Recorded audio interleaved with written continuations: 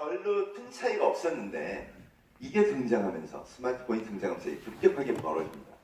여러분, 호모사피엔스 주력 세대한테는 이게 가상현실로 진입하는 기가 막힌 게임기가 된 거예요. 반면 우리 세대한테는요, 여전히 전화기예요.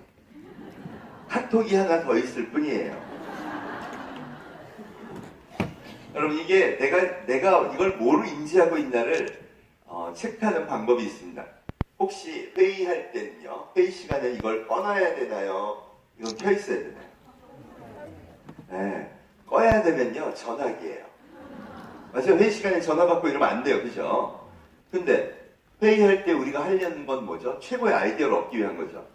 근데 지식에 지금 내가 갖고 있는 지식보다 훨씬 더 많은 것을 검색해서 알려주는 이걸 꺼놓으면요, 회의할 의미가 없죠. 그죠?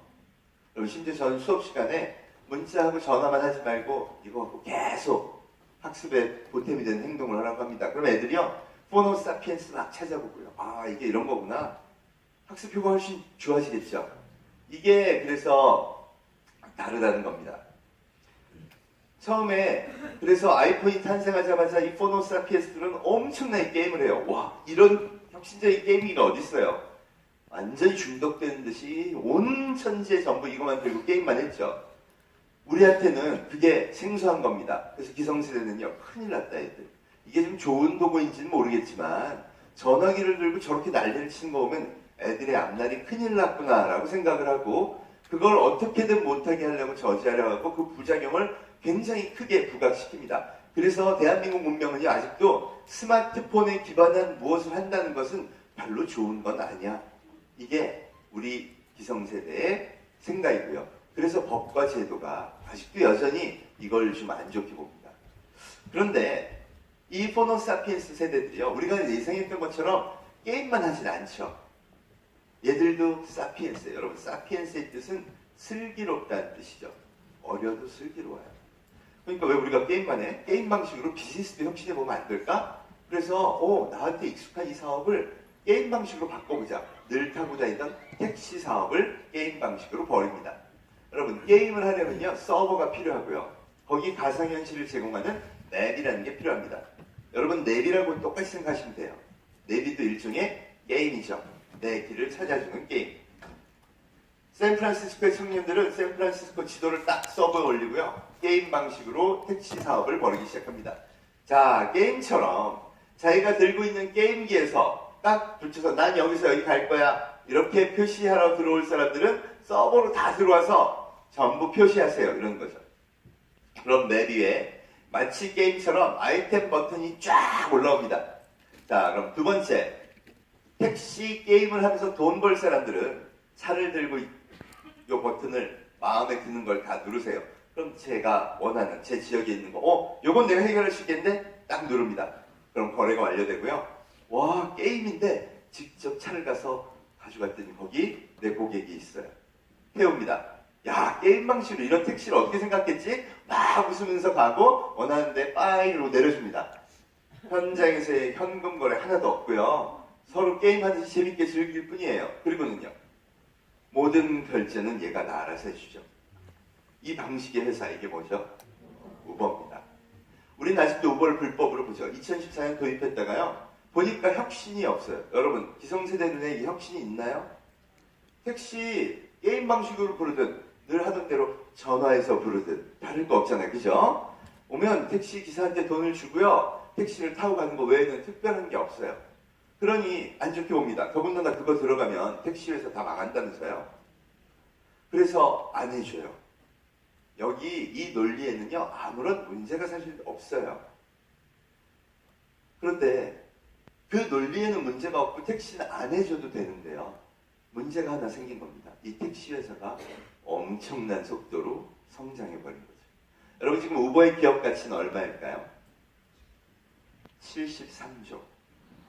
대한민국에 상륙해서 성장을 하는 순간 세계 2위, 삼성전자에 이어 2위가 됩니다. 이게 말이 돼요? 이건 뭘까요? 이게 무섭다는 거죠. 작년 우버로 결제한 택시 요금 금액의 합계가 30조에 육박했습니다. 성장률은 어떨까요? 2017년 4, 4분기 2016년 4사분기에 비해서 우리 별로 잘 못했어. 61% 성장. 이거 진짜 어이없는 일이 벌어지기 시작한 거죠. 이 데이터가 의미하는 바가 뭔지 아세요? 호모사피엔스한테는 우버와 택시는 비교의 대상이 아니에요. 그냥 우버예요. 그리고 끝난 거죠. 실제로 샌프란시스코에서 90% 택시회사 망하고요. 뉴욕에 상륙하자마자 2년 안에 90% 택시회사 다 망합니다. 지금 전 세계 300개의 도시에서 시행 중인데요. 거의 들어가면 택시회사는 다 망해요. 그 이유는 바로 이 포노사피엔스가 시장의 주력 세력이 되었다는 걸 보여주는 거고요. 자본이 올라간 이유는요. 여러분 30조씩 막 사람들이 그걸 타고요. 연 61% 성장하는데 자본이 그걸 가만 놔두겠어요. 여러분도 투자해봐서 알잖아요. 그죠? 자, 문제는 이겁니다. 그럼 택시만 그렇겠지 뭐. 그럼 얼마나 좋을까요? 자, 호텔을 바꾸는 거 어떤 회사죠? 에어비앤비. 게임 방식으로 바꾸는 겁니다. 그렇죠? 지금 에어비앤비의 기업 가치는 43조. 은행은요? 그러고 보니까 폰뱅킹이 심지어는 지점 하나도 없는 카카오뱅크 3개월 만에 고객을 얼마나 모았죠? 500만. 지금 여러분 눈에 보이지 않지만 거대한 새로운 문명이 지금 기존 시스템을 다 붕괴시키기 시작했고요. 그 원인은 바로 변화한 인류의 선택이라는 겁니다. 우리가 이 신문명을 바라봐야 하는 시대에 왔다는 거죠. 저는 이거를 문명교체라고 얘기합니다. 문명교체가 어떤 거냐? 여러분 왼쪽에 있는 게 청동검이고 오른쪽에 있는 게 가운데 철검입니다. 한반도의 청동기 문명이 잘 지냈어요. 그런데 뭐 특별히 잘못한 거 없어요. 내부에서. 근데 대륙에서 그냥 철기 문명이 왔어요. 어떻게 됐죠? 여러분 우리 잘못한 거 없다니까요. 특별히 논리적으로 결함이 날 것도 없었어요. 가야 문명도 있었고 다 괜찮았어요. 그런데 철기 문명이 대륙에서 딱 오는 순간 그냥 싹쓸이 되고 유물로만 발굴되기 시작했죠. 여러분 부한말은 어땠죠? 조선이 잘못했나요? 국가의 권고의 개념이 인의예지. 그래요. 정치적으로 뭐 조금씩 잘못한 건 있을 수 있지만 특별히 그 논리적으로 잘못된 거 없어요. 우리가 망한 이유는요. 조선이 망한 이유는 과학기술의 문명 때문이죠. 그 문명의 시각차, 그 문명의 실력차, 그 문명의 기술적 차이가 우리 한반도를 얼마나 힘들게 했는지 한번 기억해 보십시오. 이게 문명교체입니다. 이게 만약 진짜 지금 시장에서 현실됐다면요. 준비 많이 해야겠죠. 저도 아니면 좋겠어요. 왜? 이거 너무 슬퍼요. 그죠? 왜 하필 우리 때? 그러니 확실한 증거가 필요합니다. 그래서 제가 지금 증거를 찾아봤습니다. 우선 인류가 진짜 30억씩 생각을 바꿀까요? 그게 확실해야 됩니다. 그래서 제가 증거를 좀 찾아봤어요. 분명한 건 애플의 아이폰이 등장하면서 노키아, 모토로라 같은 휴대폰 회사가 망한 겁니다. 그 이유가 기술의 혁신의 실패였을까요? 아니면 인류의 변심이었을까? 저는 그게 굉장히 궁금했어요. 그래서 그 자료를 좀 찾아봤습니다.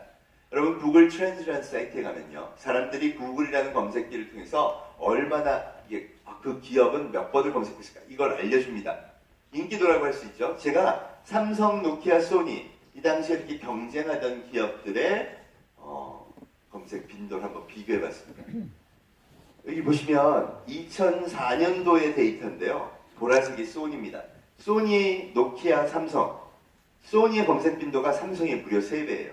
저게 좀 당연해 보이죠? 그럼 사람들은 2004년도 세계 최고의 IT 브랜드는 소니, 무조건 소니만 검색한 거예요.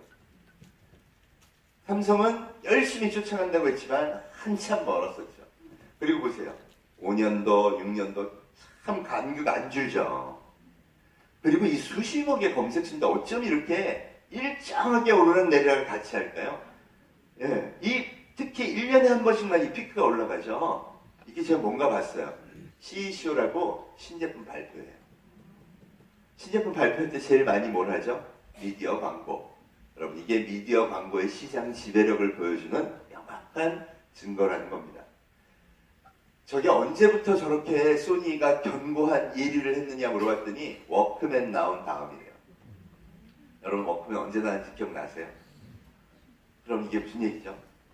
여러분 30년을 넘도록 소니는 그냥 세계 넘버원. 한 번도 안 바뀌었어요. 이유는요. 아침마다 73%의 국민이 똑같은 신문을 보고 똑같이 복제해서 그 견고한 대중심을 갖고 있는데 나는 소니 별로야 이러면요. 친구가 없어져요.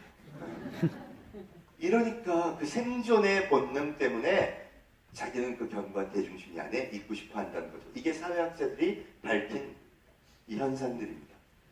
이 얘기는요. 우리가 지난 상식적으로 살아왔던 30년의 세월은 오로지 대중심리가 작동하고요. 그걸 언론이 조종할 수 있는 그런 시대였다는 건데 그게 2007년 아이폰이 탄생하면서 이 IT 업계부터 깨지기 시작합니다.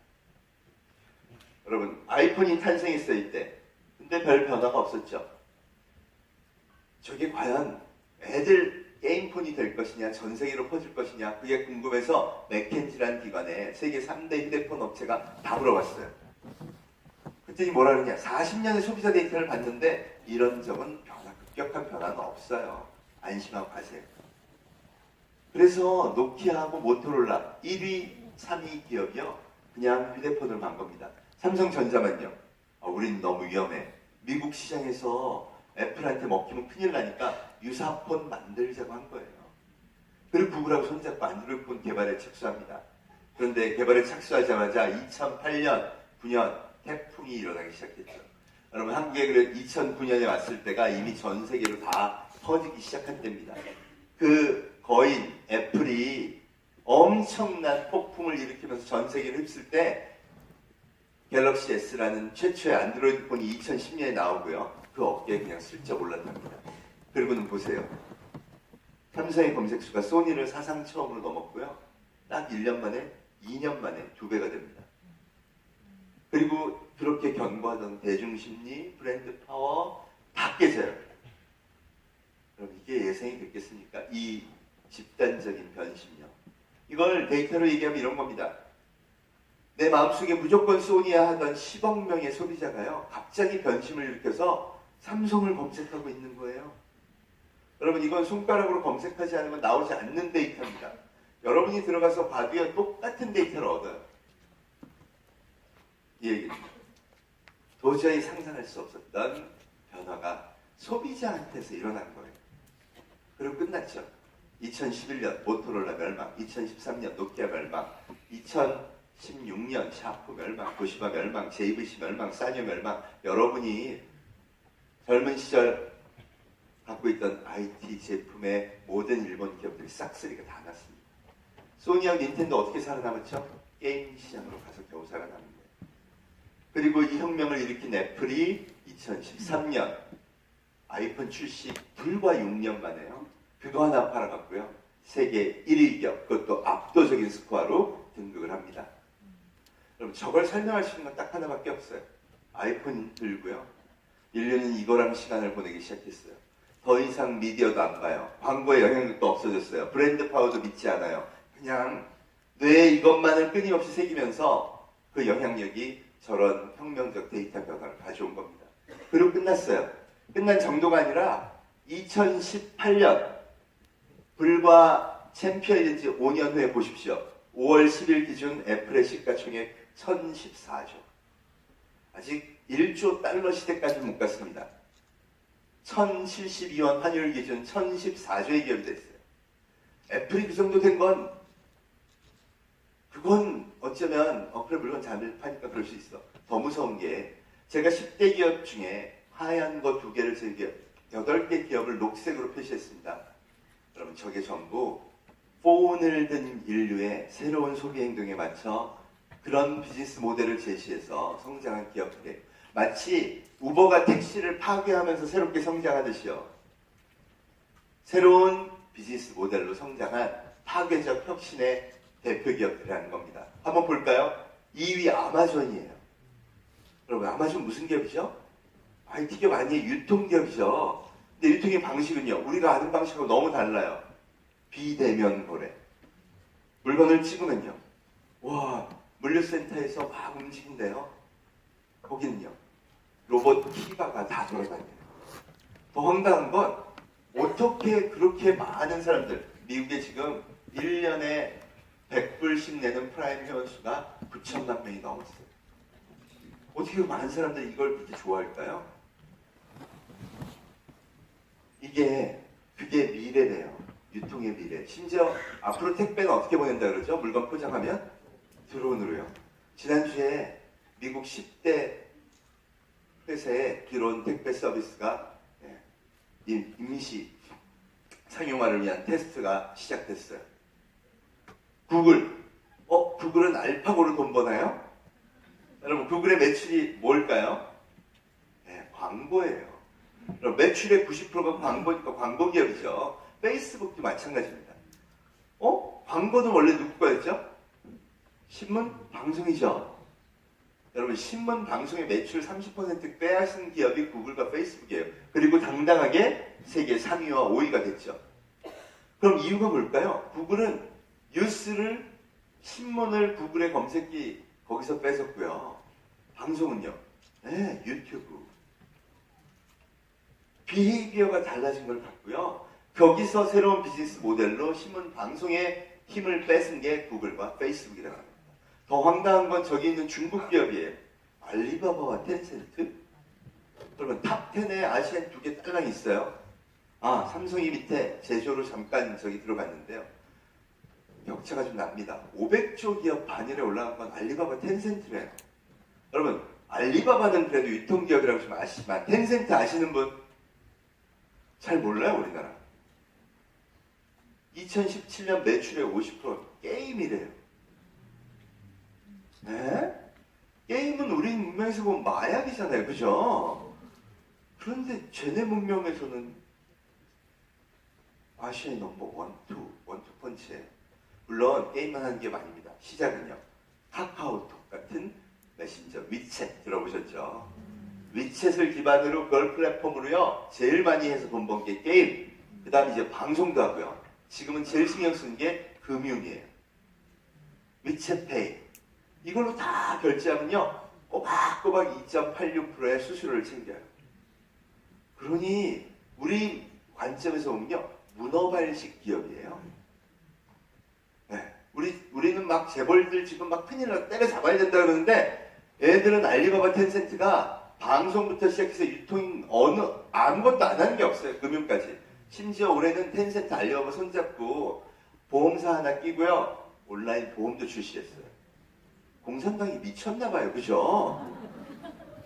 어떻게 이렇게 제한을 안 해주고 다 풀어줄까요? 여러분, 근데 이게 소위 G2라는 미국과 중국의 대륙 문명이라는 겁니다. 우리의 상식과 한번 비교해볼까? 제가 그랬잖아요. 우버를 안 받아주고 택시 기사분들 너무 안 됐어서 그렇게 하면 안 돼. 이렇게 하는 거 문제 없다니까요. 그죠? 그런데 대륙의 문명하고 비교하면요. 저 기업들 전부 다 우리나라에 불법입니다.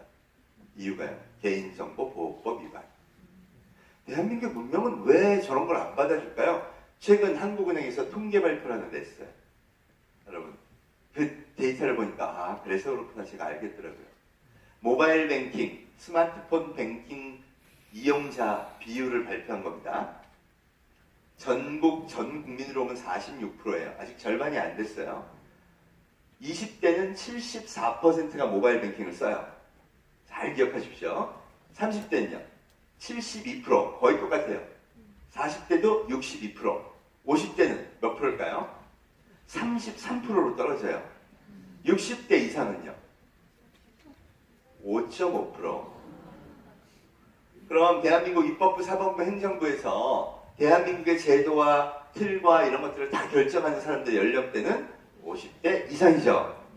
그러니 디지털 뱅킹 사용률 33%, 5.5%. 심지어는 사장님들은 다 5.5% 세대잖아요. 그죠? 그분들한테 물어봤어요. 왜 모바일 뱅킹 아니에요? 그랬더니요. 괴담 수준이에요. 네. 개인정보 유출이 너무 두렵다. 거기 그분들한테 제가 물어봤어요. 왜 안 하세요? 그랬더니요. 폰을 잃어버리면 전문가들이 공인인증서를 다 해킹한대요. 그래서 폰을 잊어버렸는데 내 계좌에 돈이 다 날아갔는데 그걸 왜 하냐요. 또 카카오뱅크는 왜 하느냐 그랬더니 폰을 잊어버리면 통장이 없잖아 그러더라고요. 통장이 없는데 어디 가서 돈을 달라 그래 내 잔고에 있는 거를. 여러분, 이게 기본 생각이라는 거죠. 그런데 그럼 세계 7대 기업과는 어떻게 되는 거죠? 이 문명의 격차를 줄여야 한다는 게 제 생각입니다. 여러분들 잘 생각해 보십시오. 아이들 키우시죠? 우리 상식에는 아이들 키우는 전략이 제일 많이 반영됩니다. 어릴 때부터 스마트폰 보게 해야 되나요? 못 보게 하고 고3 수능 끝날 때까지 스마트폰도 안 사줘야 됩니다. 그런 생각들 많이 하세요. 그죠? 그리고 뭐만 하게 해요? 검색하면 나오는 거긴 하지만 지금의 잣대는 그거라니까 암기 과목 위주로 공부를 시킵니다. 수능 점수 잘 보게 하려고요. 그죠? 그리고 애들한테는요. 저런 쓸데없는 저렴한 SNS 게임 이런 거 하지 마. 안 좋아. 그렇게 가르쳐요. 그래서 그 아이는요. 수능 열심히 보고 좋은 성적 받고요. 스마트폰은 되게 멀리 하고요. 심지어는 2G 폰 쓰는 걸 자랑합니다. 그리고 엄마가 한 일들은 잘 엄마가 원하는 대로 커서 스펙을 다 쌓아서 졸업을 하고요. 이제 회사에 취업하려고 그래요. 근데 세계 7대 기업에는 못 가요. 그쵸? 여러분, 세계 7대 기업만 못 가는 게 아니라 제가 대한민국 30대 대기업에 가서 다 가기를 하는데요. 지금 원하는 인재가 어떤 인재인 줄 아세요? 저 기업들의 비즈니스 모델을 벤치마킹 할 수 있는 그런 인재예요. 그럼 어떤 인재일까요? 여러분, 구글 유튜브를 보세요. 광고 기업이니까 신문방송 전공했는데요. 신문방송 광고를 안 하네요. 그죠? 유튜브는 어떻게 사람을 모으죠? 가만히 있으면 온대요. 오, 디지털 커넥터를 들고 있는 사람들은 자기들끼리 좋아요 누르면서 막 온다는 거예요. 그러니까 어떤 전략? 어려서부터 유튜브를 많이 봐서 킬러 컨텐츠 거기선 이게 진짜 최고야. 이런 기획을 많이 해본 친구, SNS에서 활동을 하면서 병폐는 무엇이고 좋은 점은 무엇이고 이걸 비즈니스에 옮기려면 어떻게 하는지 좋은지를 많이 학생 시절부터 해본 친구, 게임에서 킬러 콘텐츠가 유행하는 걸 모든 역사를 깨고 있으면서 거기서 진짜 잘 되려면 뭘 해야 돼? 이런 생각을 갖고 있는 친구가 들어와서 그런 친구가 여러분 뉴스킨에도 필요한 거 아닐까요? 디지털 문명 시대를 이끌어갈 새로운 그런 인재들을 지금 모든 기업들이 원하고 있다는 겁니다. 실제로요. MIT, 스탠포드,清华대 거의 최고의 인재에서 빅데이터, 인공지능 한 애들이 전부 가는 데가 세계 7대 기업입니다. 왜요? 연봉을 5배를 줘요. 여러분, 저 7개 기업에 있는 돈이 5천조예요. 5천조면 어떤 일이 벌어질까요? 지금 아마존에 840조가 있으면요. 부서장마다 야 1,000억씩 줄 테니까 새로운 거 뭐 하나 기획해봐. 2년 안에 성과 낼 테니까 1,000억 마음대로 써. 그럼 어떻게 할까요? 최고의 인재를 데려다가 엄청난 비즈니스 모델 테스트하고요. 데이터 모으고 디지털 플랫폼 만들고 이 사람들 끌어들이려고 온갖 난리를 치고 있다는 겁니다. 이게 에너지고 이게 시장혁명을 이끄는 힘이라는 거죠. 이게 여러분한테 전하는 4차 산업혁명의 메시지라는 겁니다. 그럼 나는 뉴스킨은 여기에 대해서 어떤 전략을 가져갈 것이냐 하는 겁니다. 여러분 이미 시장은 많이 바뀌었어요. 택시, 호텔, 금융, 방송, 유통. 팩트는요 숫자만으로 봐야 됩니다. 우버 그래요. 대한민국이 없으니까 없어질 수 있어요. 그럴까요? 경쟁 기업이 생겼어요. 리프트라고 미국에. 우버가 망하면 리프트가 차지합니다. 리프트의 1대 주주는 구글이고 2대 주주는 놀랍게도 제너럴 모터스. 5,300억을 2016년에 거기다가 투자했어요. 여러분 그 돈이면 군산공장 안 닫아도 되잖아요. 그죠? 그런데 왜 그랬을까요? GM이 망할 판이에요. 여러분 미국 20대는 우버의 영향으로 차량 구입을 40%나 줄였어요. 그럼 그 데이터를 빨리 보고 아이고 앞으로 자동차 회사는 경쟁 더 치열해지겠네. 그럼 그 중에서 그나마 투자를 받고 사람들이 그 주식을 사는 회사가 어딜까요? 왜 리프트를 잡았느냐? GM이 이렇게 선언한 겁니다. 리프트와 손잡고 2025년까지 공유 경제 기반의 무인 택시를 같이 개발하겠다. 그래야 자본이 모이는 거예요. 이게 뭐죠? 호모 사피엔스 시대의 모빌리티 서비스 회사가 되겠다고 한 겁니다. 여러분 도요타까지 그 선언에 동참하고 나섰어요. 지금 일본 잘 된다 그러죠. 일본 넘버원은 도요타예요. 시총 220조. 여러분 아시아 넘버원 알리바바의 반도 안 돼요. 그럼 뭘 원할까요? 자기네 투자 계속 들어와야 미래가 있어야 계속 가겠죠. 그러니까 뭐냐? 카 메이커의 X표를 딱 쳐요. 올해 연설에 나와서. 우리는 모빌리티 서비스 회사다. 여러분 이게 의미하는 바를 잘 들으셔야 됩니다. 지금 전 세계 비즈니스 다 그 방향으로 진군하고 있어요. 삼성전자 제조의 넘버원이에요. 탑 10에 들었어요. 삼성전자 요새 뭐라 그러죠? 제조나 잘할 거지. 빅데이터와 인공지능의 시대를 간대요. 제조나 잘하지.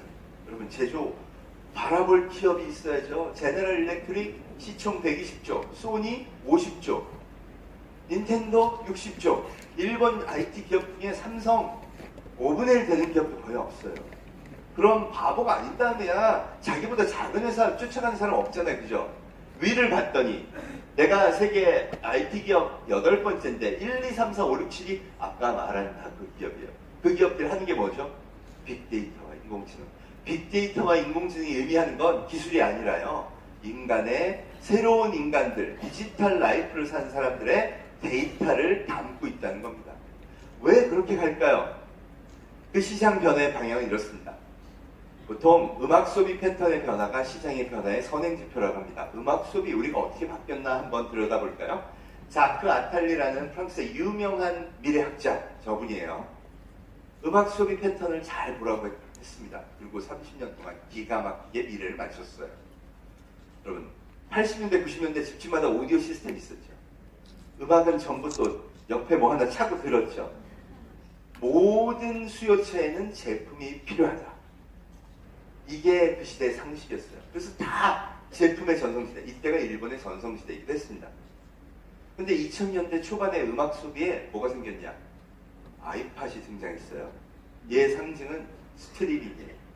음악을 다운로드 받아서 한다. 얘가 다 먹어버렸죠. 그때 MP3 플레이어가 싹 실려 나간 겁니다. 그리고 거기서 번 돈으로 애플은 왜 음악 만들어? 미디어도 들어. 뭐 너희 원하는 거 뭐 있어?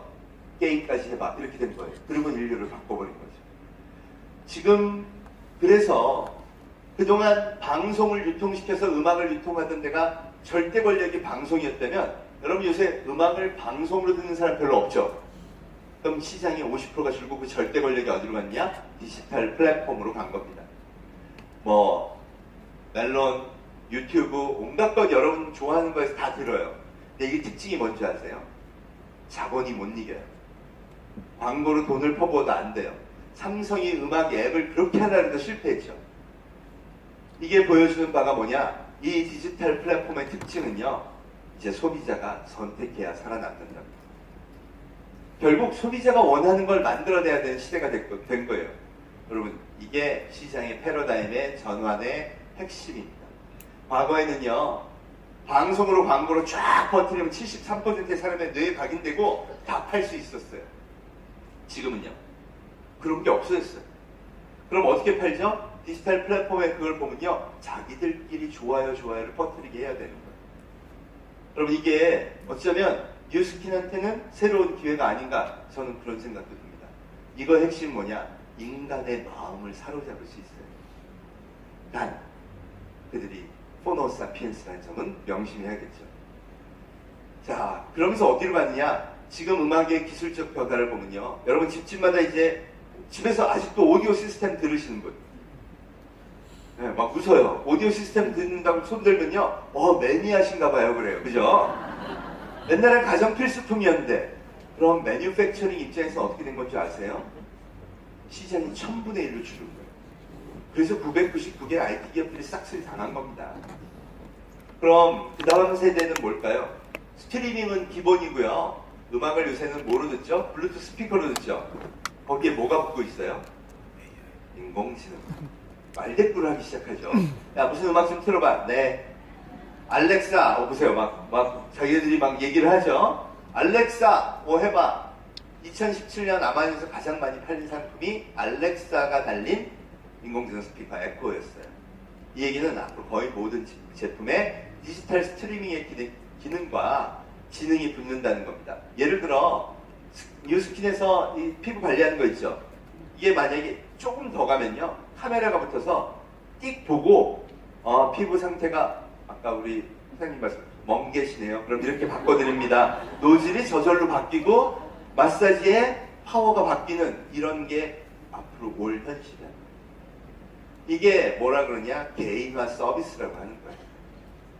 이게 지금 기술적으로는 큰 틀이고요. 그럼 그 전에 가기 전에 알아야 될 게 뭘까요? 이제 소비자가 원하는 걸 알고 거기에 따라 움직여야 됩니다. 그게 뭐냐? 그게 빅데이터라는 겁니다. 소비자는 이제 전부 이걸로 행동을 시작했어요. 2016년에 이미 여러분 네이버 광고 매출이요 2조 9,500억으로 지상파 3사하고 국내 신문사 3,700개 광고비를 2016년에 뛰어넘었고요. 작년에 30% 이상 이겨버렸어요. 그 얘기는 데이터상으로 봤더니 하루에 신문을 보는 사람과 지상파를 보는 사람이 쓰는 시간보다 네이버를 보면서 쓰는 시간이 훨씬 많더래요. 인지가 되시죠? 그럼 기업도 마찬가지입니다. 내가 광고는 그럼 여기다 해. 그래서 네이버의 시대가 오나 보다 그랬어요. 그랬더니 이거 보세요. 이 빨간 게 유튜브입니다. 이게 하루 사람들이 사용하고 있는 앱의 시간이에요. 2018년 2월 기준 대한민국에서 하루에 가장 많이 사용되는 앱은 그럼 뭐라는 거죠? 유튜브예요. 그리고 그 밑에가 카카오, 네이버, 페이스북 순입니다. 자, 그럼 뭐의 기준에서 움직여야 될까요? 네, 내가 30세 이하의 고객이 필요해요? 유튜브 전략이 있어야 돼요. 있으세요? 이게 물어보는 거예요. 두 번째, 명심해야 될 게 있습니다. 여러분, 마켓 쉐어 진짜 늘리고 싶죠? 이거 어떻게 했을까요? 유튜브. 여러분, 유튜브가 신문하고 TV하고 마케팅비로 엄청나게 쏟아부었나요? 본 적도 없으시죠? 하지도 않았어요. 그럼 이건 도대체 어떻게 된 거야? 이게 그 중에 하나의 답입니다. 캐리와 장난감 친구들 아시는 분? 네, 집에 애기가 너무 좋아하죠. 여러분, 근데 저게 유튜브 개인 방송인 거 아시죠? 개인이 우리도 사업이나 하나 할까 하고 뽀뽀뽀처럼 한 거예요. 대학생 알바 3명, 그 중에 한 명이 캐리 언니였죠. 그리고는 유튜브에 방송 올렸더니 누가 퍼뜨렸나 잘 생각해보세요. 이거 부모들이 좋아하고 권장하는 방송이 아닙니다. 왜냐하면 장난감 소개를 그렇게 많이 해요. 사달라 그러잖아요. 그러니까 그럼 부모가 소개 안 하는데 어떻게 퍼졌을까요? 4살짜리 애기들이 자기들이 퍼뜨린 거예요. 처음으로 어린이집에 가요. 여러분, 어린이집 가기 전까지는 뽀로로만 갖고 논대요. 그리고 30개월이 되면 전부 다 약속이나 한 듯이 이런 애들 거 갖고 어떻게 놀아 그러고 뽀로로를 버린대요. 그리고 어린이집에 가면 자기들끼리 사회생활 처음 하면서 대화를 하죠. 야, 너 어제 캐리 언니가 소개한, 자기네들의 유행이니까 캐리 언니가 소개한 그 장난감 봤어. 대박이더라. 얘는 몰라요. 캐리 언니가 누구야? 야, 넌 문화적 수준 차이가 나서 대화가 안 된다. 집에 가서 좀 보고 와. 이래서 애들이 득달같이 보고 오는 거예요. 그 심리적인 배경을 한번 보세요. 야, 이 험난한 사회생활 제대로 하려면 애들끼리 보지 않은 유튜브 동영상 꼭 봐야겠구나. 여러분, 이게 자발적 선택에 의한 확산이라는 겁니다. 그래서 그 많은 애기들 방송이 유튜브에 다 올라왔는데 그걸 다 제끼고 누가? 네, 캐리 언니가 압도적인 넘버원이 된 거예요. 2016년 캐리 언니 소득신고 7억, 13억 받고 작년에 CJ로 이적했어요. 우리나라의 최고의 BJ들은요, 이제 한 팔로우가 저게 159만이거든요. 100만 넘는다 그러면 1년에 10억 이상 20억가량 광고비를 받는다. 이렇게 보시면 돼요. 야, 대한민국이 특수하겠구나. 그렇지. 초등학교, 중학교 할 것 없이 애들 전부 다 모여서 저거만 보니까. 여러분, 미국은요, 우리 시장이 20배 이상이에요. 세계 최고의 유튜버가 퓨디파이라는 친구가 있어요. 정기 구독자 수 5천만 명. 2016년에 이미 광고비 400억을 이상 벌었어요. 그럼 거기 뭐를 볼 수 있냐? 유튜브의 전략이에요. 여러분, 자기들끼리 퍼뜨려서요, 계속 유튜브에 들어오게 만든 거고요. 그리고 거기서 경쟁을 시켜서 1등이 된 사람은 엄청 돈을 벌게 해주는 거예요. 그랬더니 어떻게? 저절로 우리 회사 매출은 그냥 는 거예요.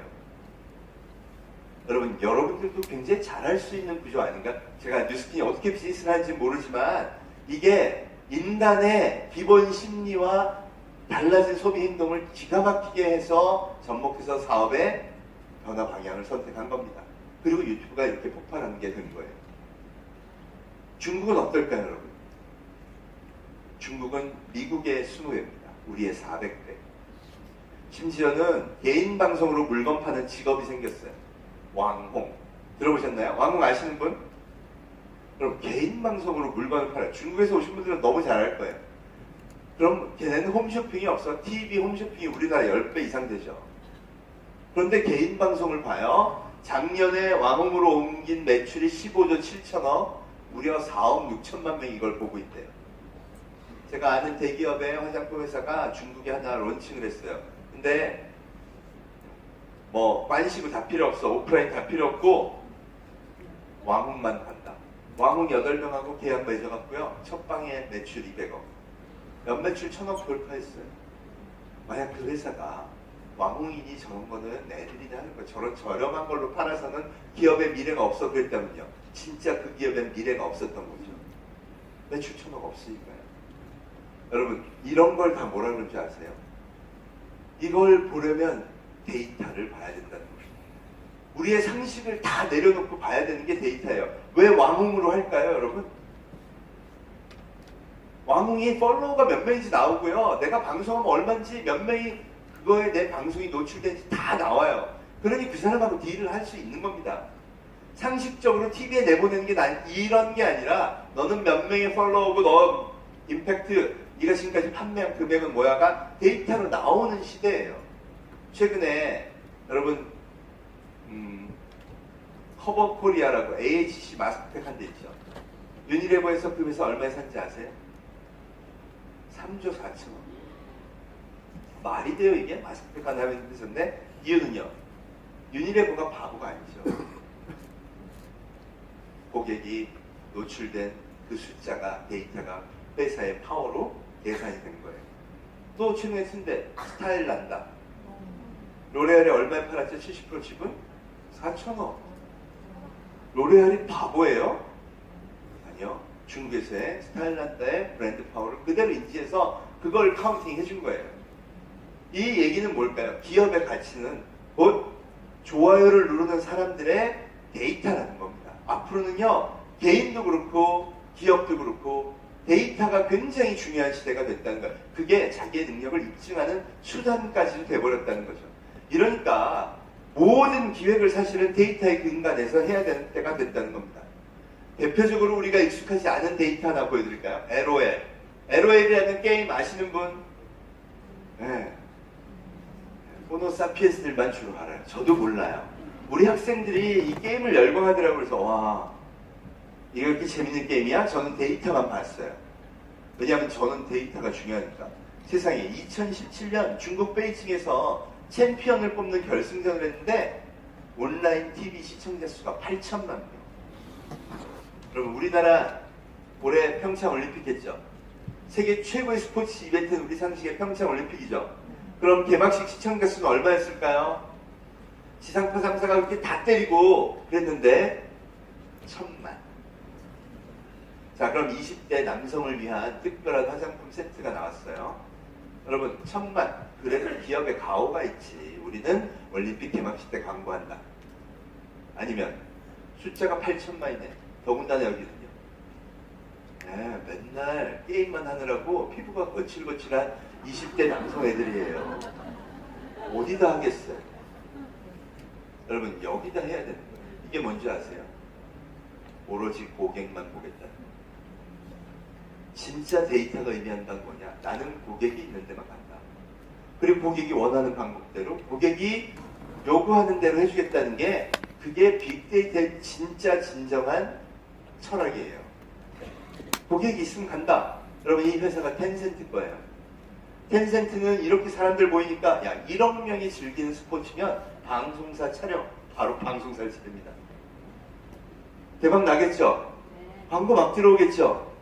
그래서 텐센트가 이런 식으로 광고사 차리고 기획사 차리고 온라인 엔터테인먼트사 차리고 해서 무려 17개의 계열사를 1조 2천억 이상의 유니콘 벤처로 20년 만에 만들었어요. 그게 세계 두 번째 기록입니다. 미국의 벤처만 하는 회사가 22개를 만들었고요. 여기가 그걸 그렇게 만드는 거예요. 더 황당한 건 이거예요. 제가 왜 유튜브를 그렇게 강조하느냐? 여러분 방탄소년단이 이제 8개월 쉬었다가 다시 나오죠. 데뷔 무대가 어디죠? 네, 빌보드 뮤직 스튜디오예요. 뮤직 어워드에서 데뷔 다시 8개월 있다 나와요. 작년에는 아메리칸 뮤직 어워드에 처음 나왔죠. 그런데 이게 얼마나 말이 안 되는 일이냐면요. 방탄소년단은 YG, SM, JYP 소속이 아니에요. 자본도 없어요. 이런데 출시는 절대로 안 된다가 대한민국의 룰이에요. 왜? 여러분 노예 계약하는 이유가 뭐죠? 아이돌이? 10년 동안은 자본을 퍼부어야 된다가 룰이잖아요. 그러니 자본 없는 대기업도 아닌데 이거 어떻게 성공을 해요? 말도 안 되는 거예요. 근데 어떻게 했냐? 야, 우리 돈 없으니까 유튜브로 광고해. 데뷔를 유튜브로 해요. 2013년, 2012년부터 일주일에 한 번씩 방송하고 2013년 데뷔하고 오로지 유튜브로 활동을 해요. 3사가 무대도 못 서게 해요. 왜? 죽여버리고 싶죠. 그렇잖아요. 그래서 오로지 유튜브로 활동을 했더니 세상에 해외로부터 엄청난 팬클럽이 생겼어요. 얘들이 너희는 자본이 부럽지 않아. 왜? 우리가 있으니까. 엄청난 마케팅 활동을 스스로 해줍니다. 그래서 어떻게 됐냐? 4년 만에 미국의 10대가 뽑은 최고의 가수가 돼요. 여러분 그 자리를 같은 기준으로 5년 동안 저스틴 비버가 차지하고 있었어요. 이게 말이 안 되죠. 근데 이게 팩트예요. 20대가 누리고 있는 건 전부 뭐라고요? 그래서 오로지 나의 선택에 기반한 유튜브를 통한 소비의 생태가 여기서 이렇게 명백히 보인다는 거예요. 그럼 앞으로 어떻게 된다는 거냐? 유튜브를 통해서 뉴스킨이요 새로운 상품을 기획해요. 누구랑? 고객이랑 함께. 우리 새로운 상품 기획해요. 여러분 들어와서 어떻게 해줬으면 좋을지 얘기해주세요. 이건 진짜 기가 막힌 아이디어 아닙니까? 막 보여주면서 커뮤니케이션하고 그래서 6개월 동안 소비자들이 원하는 모든 스펙을 담아서 딱 제품을 출시하니까 다른 모든 라인 빼고 거기서만 100억 매출 딱 나는 거예요. 여러분 그런 시대가 올까요? 중국은 왔어요. 2017년 왕홍 미스터 백이라는 친구가요. 지방시라고 명품 가방 브랜드 아시죠? 네. 거기하고 같이 스프링 컬렉션을 같이 기획을 해요. 야, 너희가 한번 해봐. 이 320만의 팔로워를 가진 이 친구가 거기 여러분 이 모델 어때요? 이 디자인 어때요? 막 올려요. 그래서 디자이너가 그 고객들의 반응을 반영해서 좀 바꿔줬어요. 그리고 이어거치를 자 준비됐으니까 너가 팔어. 고객님 여러분하고 같이 만든 이 백 판매 시작합니다. 16분 만에 이어거치 바로 되지. 여러분 이걸 뭐라 그러냐? 생각의 한계가 비즈니스의 한계가 되었다고. 이젠요 소비 자체도 아예 그럼 생각해보세요. 나는 재고를 고민할 필요가 없어진 거잖아요. 그죠? 심지어는 만들지도 않고 기획만 해서 샘플 갖고 다 팔고 그 다음에 보내줘도 돼요. 이게 이들의 삶이 달라지면서 일어나는 현상입니다. 그래서 제가 말씀드리고 싶은 게 뭐냐, 이 데이터에 기반한 시장의 변화를 자꾸 학습하시라는 거예요. 데이터는 명확하게 무엇이 어떻게 변할지 알려줍니다. 야 그럼 지금 내가 하는 거 다 때려치고 그걸 하라는 거냐? 아니요. 여기 튼튼한 뿌리를 잘 두고 계시되 이제 변화하는 대륙의 문명에서 얻은 아이디어를요 우리 문명에도 접목하라는 겁니다. 여러분 10년 뒤에 어떻게 된다고요? 여러분 10년 뒤에 미래를 진짜 성공하고 싶으세요? 네. 그럼 제가 아까 얘기한 것 생각해 보십시오. 74%, 72%, 62% 뭐였죠? 모바일 뱅킹 사용률 33%, 5.5%는 10년 뒤면 60대, 70대가 됩니다. 여러분의 고객들은요 이 디지털 문명에 더욱 익숙한 사람들이 될 거예요. 그걸 먼저 하면요 거기에 새로운 기회가 열린다는 겁니다. 중국은 이미 글로 갔어요. 여러분 진짜 무서운 중국이라고 2012년 시진핑의 교시 한마디로 그냥 우버를 전격 실시해요. 우버 쓴 지 중국은 벌써 6년 됐어요. 2016년 우버가 우리 적자가 너무 심해 망해서 나갑니다. 그리고 디디 추싱이라는 중국 기업이 천하통일하죠. 올해 디디 추싱 상장해요. 예상 기업가치 85조. 그거 더 무서운 게 뭐냐? 중국의 15억 소비자는요. 이제 당연히 공산당이 좋아하는 건 이거구나. 택시도 폰으로 타고 편의점 가서도 백화점 가서도 모든 상점에 가서 전부 이걸로 결제해요. 그럼 하루에 수천억 개의 소위 이 시대 원유라는 빅데이터가 쏟아지고요. 그걸 바이두, 알리바바, 텐센트 같은 기업들이 다 받아서 비즈니스 혁신한테 다 쓰고 있어요. 그러니까 전 세계 온라인 상권의 40%를 중국이 차지하게 되는 겁니다. 미국보다도 금액에서 거의 20배가 높아요. 이러니 점점 더 빠른 혁신이 현실이 되고 있는 거죠. 제가 진짜 놀랐던 게 있대요. 2013년 별에서 온 그대. 여러분은 치맥 유행했구나 그것만 기억나시죠? 저는 데이터 보고 깜짝 놀랐어요. 저거 TV에서 방송된 적이 없어요. 중국에서는. 이유가 주인공이 외계인이라서. 방송 불가. 그게 뭐냐 무슨 뜻이냐. 공산당의 횡포라는 거예요. 한국 거는 절대로 방송 못하게 가능한 나가요. 할 수 없이 인터넷 TV, 우리 지금 아프리카 TV에서 한 거예요. 여러분, 인터넷 TV에서 저 드라마를 37억 명이 로그인해서 봤어요. 제가 그때 그 데이터에 깜짝 놀랐어요. 야, 중국은 완전히 벌써 완전 데이터의 나라가 됐구나. 37억 명의 거의 70%, 80%가 이걸로 본 거예요. 그러면요, 뭐가 나오냐? 치맥 프랜차이즈 식당 내죠. 네, 그때 기억나시죠? 그거 낸다고 막 그랬어요. 그럼 우리는 상식적으로 가요. 아, 대도시 중심, 여기 상권 좋은데. 쟤들은요, 37억 명이 로그인하면 IP 주소라는 게 남아요. 어디 사는지 거주지 정보가 남죠. 그럼 바보가 아닌 다음에 거기 37억 되게 밀집한 지역에 식당 내는 게 유리하지 않겠어요? 이게 데이터와 상식의 싸움이에요. 그래서 그 이후로 다 박살나는 겁니다, 우리나라가. 중국의 유통에서는 견딜 수가 없어요. 그 빠르게 변화하는 걸 알려면요, 데이터를 알아야 되는데, 자기들끼리는 다 가공해서 팔고 거래하고요, 우리는 안 돼요. 제가 그랬잖아요. 세계 7대 기업이 우리나라 오면 다 개인정보 보호법 위반이라고요. 이건 중국은요, 자기네들도 이렇게까지 거래해도 되다 할 만큼 거래하고 있어요. 공산당이 말이죠. 왜 그럴까요? 미국과 중국은 진정한 의미로 문명의 패권 다툼을 시작한 겁니다. 비슷하겠다. 그럼 그걸 지금 보여주고 있는 겁니다. 혁명은 인류가 선택한 거지 어떤 자본도 어떤 권력도 선택한 게 아닙니다. 그 변화된 인류, 그들이 일으키는 혁명적 시장 변화를 중국과 미국이 밀어주고 있고요. 심지어 5천조의 자본은 거기 더해졌어요. 그러니 힘이 실린 거죠. 이제 엔진에 불까지 붙은 겁니다. 더욱 가속화돼서 이 새로운 디지털 문명의 시대를 이끌어 나갈 거라는 거죠. 이 혁명의 시대에 여러분이 해야 될 거는 끊임없이 데이터를 보고 새로운 전략을 짜면서 새로운 문명을 받아들여야 됩니다. 제가 세 가지를 잡았어요. 미디어 마케팅의 전략을 바꾸라. 미디어 소비의 패턴이 달라지니까 당연한 거죠. 그죠? 두 번째, 디지털 플랫폼을 준비해라. 여러분, 인류의 만약에 이게 신체의 일부라면 준비해야겠죠. 그죠? 세 번째, 킬러 콘텐츠의 개념이 달라졌다. 옛날에는 방송에서 PPL로 하면 됐어요. 지금 자기가 좋아하지 않으면 PPL도 안 뜨죠? 반면요, 유튜브에서 막 좋아하면요, 확 뜨죠? 컨텐츠도 이 문명마다 다 달라진 겁니다. 또 하나 감안해야 될 게, 저 유튜브 같은 새로운 미디어의 등장이에요. 여러분, 유튜브가 보여주는 건 아마추어가 만든 미디어를 의미합니다. 이게 SK텔레콤에 봤더니요, 이미 대한민국 동영상, 하루에 유통되는 동영상 3분의 1이 유튜브래요. 그러니까 그 점유율이 나오는 거예요. 그럼 무슨 얘기죠?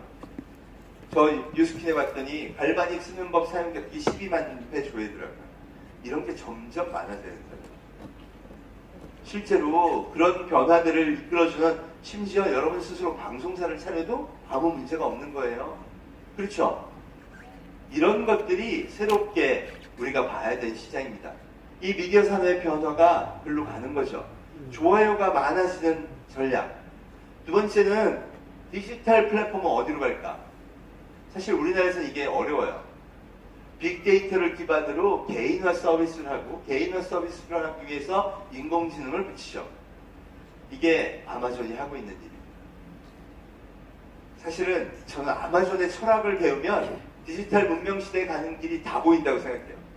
여러분, 제프 베조스 자서전이나 이런 거 보면요, 아주 지독할 만큼 고객만 생각하는 그런 CEO예요. 제가 아마존에 있는 후배가 있어서, 야, 거긴 세계 최고 기업이니까 작업 환경 되게 좋겠다. 근무 환경. 아주 진짜 그렇게 싸구려 사무기기만 다 들어있대요. 근데 왜 그거 뭐라고 안 해? 너희는 아주 단호화됩니다. 그래서 그렇게 하면 고객 위해서 뭐가 좋아지는데 그런데요. 책상 의자 좀 바꿔주세요. 그럼 고객한테 좋아지는 이유를 대봐. 이렇게 거의 광적일 정도로 고객만 생각하는 사람이 내줬어요. 그걸 위해서 뭘 했냐? 디지털 데이터를 모아서 고객을 분류하고요. 그걸 바탕으로 자동으로 프로그램으로 이 사람이 진짜 좋아할 물건을 추천해 주는 걸 짠 거예요. 그게 데이터 서비스라고 불리우는 큐레이션 프로그램입니다. 거기에 최근에 인공지능을 가미한 거예요. 여러분, 인공지능은 30년도 전에 나온 그 기술입니다. 최근에 데이터가 나오면서 지능이 좋아져서 쓰는 거예요. 사실 그게 되게 혁신적이고 이런 게 아닌데 디지털 시대니까 딱 맞아떨어지는 거예요. 내가 어느 때 궁금해서 딱 뉴스킨에 뭐를 나한텐 좋은가 했더니 내 얼굴 사진을 딱 찍더니 당신은 쓰지 마세요. 뭐 이렇게 해준다 그래서 생각해보세요. 이거 아니라 이걸 쓰셔야 된다 이렇게 한다 그러면 좋겠죠. 이거를 끊임없이 추구하는 과정 중에 있는 게 아마존이라고 보시면 돼요. 맨 처음에 도서에 인공지능하고요. 비디오에 인공지능하고 작년에 백화점 3분의 1을 문 닫게 한 건 옷을 인공지능으로 골라드릴게요. 그 서비스 때문입니다. 그리고 푸드하고 있죠. 올해는 의학 약사 면허를 미국 13개 주에서 취득했어요. 무섭게 진군하고 있죠. 스티치픽스라는 회사가 사실은 아마존한테 그 힌트를 준 겁니다. 옷을 인공지능으로 골라드릴게요. 우리나라의 스타일란다의 미국판이라고 보시면 돼요. 그랬더니 이 회사가 대박을 쳤죠. 영업이익 8,800억. 그런데 여러분, 이 회사가 성공한 이유가 디지털 플랫폼에 인공지능으로 옷을 골라드려 하는 회사는 되게 많았어요. 다 실패했는데 이 회사가 성공한 이유는요. 옷이 예뻐서요. 화장품 회사가 성공하는 비결은 뭘까요? 좋아서예요. 그럼 여러분은 갖출 건 다 갖춘 거 아닌가요? 그 다음 나머지 이런 것들은 끊임없이 그럼 우리가 어떻게 고객과 소통을 그렇게 할 건가만 고민하면 된다는 겁니다. 이 준피자라는 디지털 팩토리 이것도 마찬가지인데요. 스마트 팩토리를 되게 어렵게들 생각하는데 여러분 이게 그 핵심을 보여줍니다. 피자가 로봇이 피자를 만들어요. 초벌을 이렇게 소스를 로봇이 딱 뿌려갖고요. 1분 30초 딱 굽는 됩니다. 초벌 구워진 피자가 딱 나오면 토핑을 쫙 얹고요. 그걸 전부 이렇게 착착착착 해서 30개, 40개 되는 이 오븐에다가 쫙 넣어요. 근데 이 오븐이 아직 굽지 않았어요. 그리고 이렇게 트럭에 실립니다. 그리고 출발해요. 이때부터가 진짜예요. 1번 배송지 도착 4분 전에 오븐에 불이 들어와서 굽기 시작해요. 맛있겠죠? 네. 난리가 나요. 그래서 킬러 컨텐츠는 뭐죠? 로봇이 아니라 맛인 거죠. 이 회사의 궁극적인 목적은 로봇 2대만 실어서 가게를 없애고 직원을 없애는 겁니다. 여러분 저거 치킨집 하면 어떨까요?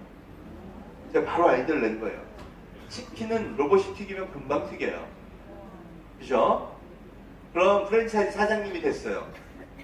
치킨 트럭 하나 몰고 나와서 기다리고 있으면 주문이 들어와요. 나는 가고 트럭에서 뒤에서 로봇을 튀기고.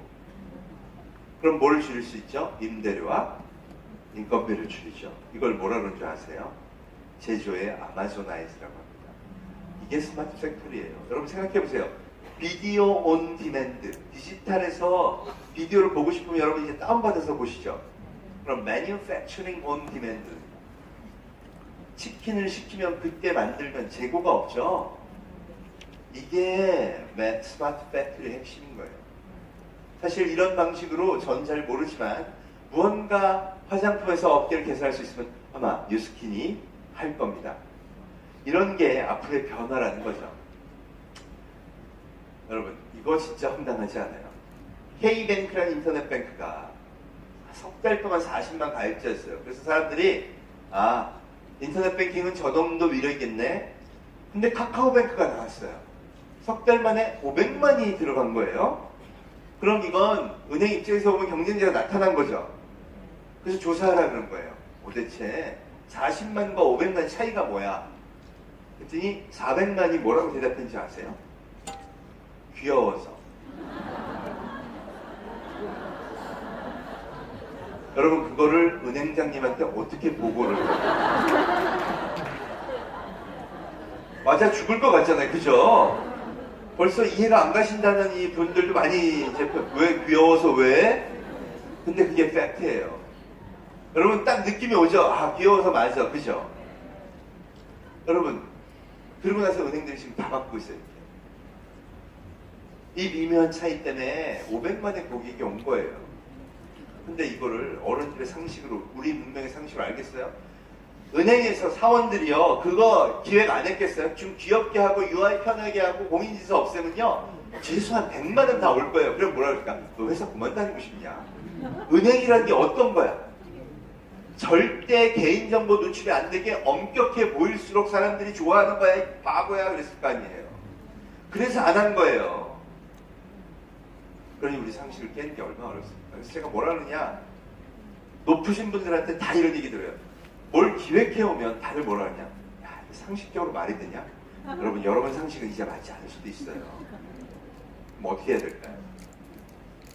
네, 이게 우리의 질문이자 모든 사업 기획의 첫 발자국입니다. 이거 한번 잘 기억하고 계세요. 그럼 뭘 어떻게 하라는 거냐? 여러분이 이 새로운 인류를 고객으로 삼고 싶다면 디지털 뱅킹을 쓰는 이 새로워진 인류를 고객으로 삼고 싶다면 그들의 삶을 깊숙이 들여다봐야 됩니다. 왜 게임을 보는지, 왜 유튜브를 보는지, 그들은 어떤 음식을 좋아하고 왜 먹방을 보고 라이프 스타일이 어떻게 달라진지를 깊이 인지해야 돼요. 그리고 그 데이터들을 기반으로 기획을 시작해야 된다는 겁니다. 나의 상식이 이제 더 이상 안 맞는 게 너무 많아질 만큼 문명의 교체가 심각해졌거든요. 그래서 그들의 마음을 자꾸 이해하고 데이터를 통해 그들을 인지해야 신인류 시대가 원하는 걸 얻을 수 있다는 겁니다. 제조, 유통, 마케팅, 서비스 전 디지털 문명이 지금 다 바뀌고 있어요.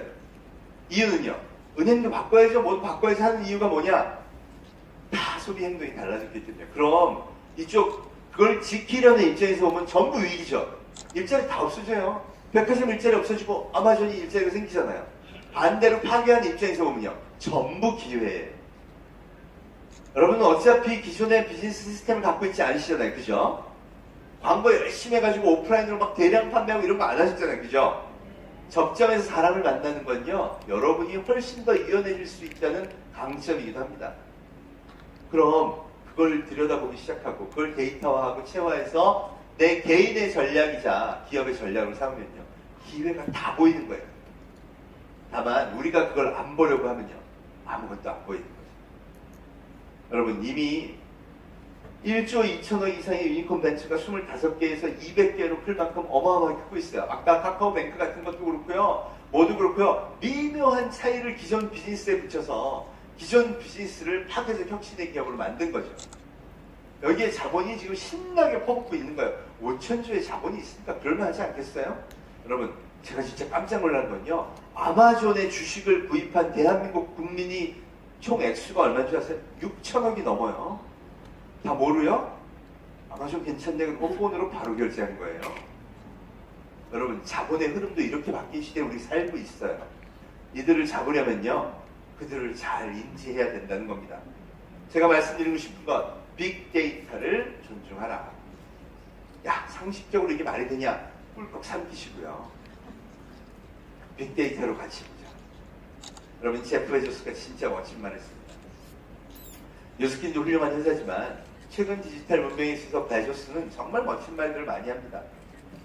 매니저한테 책상에 이렇게 붙여놓으라고 했대요. 신을 데려와라. 그럼 내가 신은 믿을게. 신을 데려올 수 없다면 데이터를 가져와라. 그 데이터가 고객의 마음입니다. 베조스가 철학에 크게 반영하고 있는 게 고객의 마음에서 사업의 기획을 출발하자. 그럼 당연히 스토리도 보일 거고요. 미디어도 보일 거고요. 내 상품을 팔자가 아니라 고객의 마인드에 내 상품의 인터페이스는 어떤 스토리가 되어야 될까? 고객이 지금 이렇게 움직인다는데 고객들이 가 있는 곳에서 내 상품 광고를 어떻게 하면 올리면 좋을까? 고객은 디지털 플랫폼에 익숙하다는데 어떻게 하면 그들의 비헤이비어에 디지털 플랫폼에 내가 딱 하려고 하는 그 상품, 그 서비스가 뜨게 할까? 이것만 고민하면 대부분이 해결된다는 거죠. 여러분 어차피 인간은 뇌를 가지고 있어요. 안 보여주면 절대 못 봐요. 뇌 위에는 방법 없습니다. 그렇죠? 이게 말하고자 하는 겁니다. 인류는 이미 새로운 생태계에 진입했어요. 여러분 디지털 플랫폼을 들고 물론 50대, 60대는 아직 아닙니다. 여러분 50대, 60대도 이렇게 가라는 거냐? 아니에요. 계속 신문 광고하고 TV 광고하고 그냥 그들이 편하게 하자는 대로 하는 게 맞는 거 맞습니다. 그것도 데이터에 기반할 거예요. 이걸 들고 사는 사람들을 위해서는요. 새로운 리더십을 보고 디지털 플랫폼 만들어줘야죠. 그들이 원하는 미디어에 가서 보게 해줘야죠. 또 그들끼리 스스로 와우 좋아요가 나오게 해줘야 됩니다.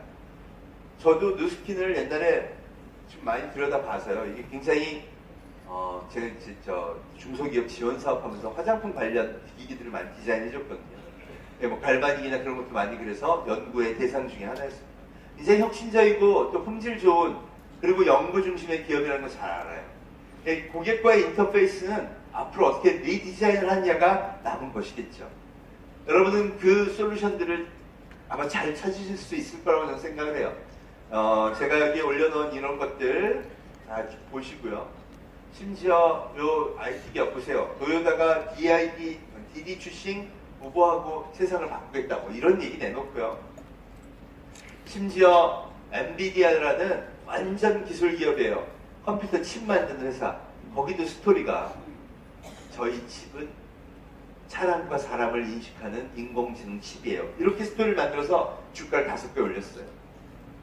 이게 소비자가 원하는 스토리를 만들어줄 힘이 필요하다는 겁니다. 팩토리도 심지어 그러고 있어요. 여러분, 제가 뉴스킨의 홈페이지를 이렇게 봤습니다. 훌륭합니다. 훌륭한데 우리는 익숙해요. 디지털 플랫폼이란 건 웹하고 앱이겠지. 근데 진짜 비헤이비어에서 그들의 선택을 받을 수 있는 것, 그걸 통해서 어떤 인상과 우리가 어떤 정보를 그 고객한테 줄 건지는 이제 여러분들이 조금씩 더 고민해 봐야 될 부분들이 아닌가 생각합니다. 유튜브에서 뉴스킨 이름으로 제일 많이 검색된 동영상이더라고요. 보여진 동영상 12만. 뉴스킨 갈바닉 정확한 사용 방법. 여러분들이 소개하느라고도 많이 보여주시는 거 아닌가요? 이제 이런 것들을 점점 더 많이 만드셔야 됩니다. 제가 왜 이렇게 얘기를 하냐? 왜 미국에서 초등학생들이 유튜브 문명을 만든지 아세요? 과학 교사들이요. 실험하는 모든 동영상을 만들어서 유튜브에 올린 거예요. 숙제를 하려면요. 전부 다 가서 야 이번 과학 실험은 먼저 이걸 보고 와야 되는데 그거 보느라고 걔들이 거기 살기 시작했고요. 그게 시작되니까 애들이 공부만 하겠어요. 온갖 재밌는 거 다 같이 공유하는 그런 새로운 시대를 연 거예요. 그럼 그 한 축이 되려면 괜찮은 방법이죠. 저는 여러분 제가 기계과 교수예요. 황당하시죠? 2005년부터 IoT를 연구하고 온갖 기술을 다 경험한 사람입니다. 그럼 그러면서 제가 느낀 게 뭐냐? 이게 함정이다. IoT 인공지능 로봇 거기 모든 센서의 모든 기술들은요 너무 가능성이 많아요. 다 해볼 수가 없어요. 그럼 옛날 같으면요 이게 세계 최초입니다. 그럼 사람들 우우하고 사죠. 삼성이 세계 최초를 만들었으니까 사세요. 광고를 쫙 때리면 73%의 소비자가 사던 시대예요. 이제 없어요. 진짜 좋아하는 스토리를 먼저 만들어야 된다는 얘기가 바로 그겁니다. 그리고 기술은 뒤따라가서 그걸 받쳐주는 거예요. 이게 이제 기업이 해야 될 일입니다. 여러분 잘할 수 있을까요? 네, 저도 그렇게 생각해요. 왜? 성공을 했다는 건요 무엇보다 명백하게 이 시장과 잘 맞고 있다는 증거입니다. 저는 거기가 제일 중요한 출발점이라고 생각해요. 문제는 지금의 방식보다는 문화적으로다 감성적으로다 인류가 시프팅하면서 좀 달라지고 있죠. 거기에 대한 전략도 잘 준비하시면요 그럼 훨씬 더 큰 성장을 이루실 수 있을 겁니다. 세계 7대 기업이 이미 보여주고 있잖아요. 그죠? 이 전략 여러분들이 잘 찾으셨으면 합니다. 마지막 슬라이드로 마셀 비상의 유명한 작품 샘이라는 걸 여기 담았습니다. 여러분, 저는 이 근간은 똑같다고 생각해요. 4차 산업혁명 시대에도 여전히 무엇이다?